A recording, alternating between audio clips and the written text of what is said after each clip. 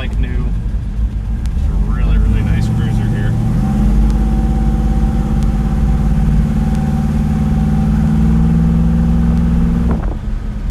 Got aftermarket gauges, so they're all working and keeping an eye on the engine.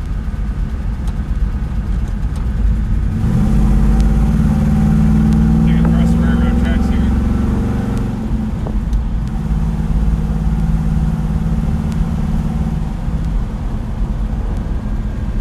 It's got a great sound. We'll do a couple revs on it so you guys can hear that. Just a really good exhaust note.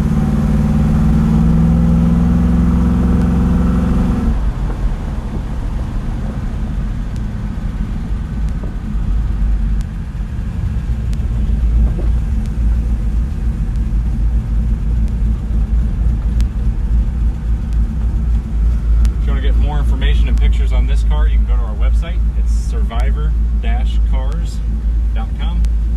And as always, we thank you for watching.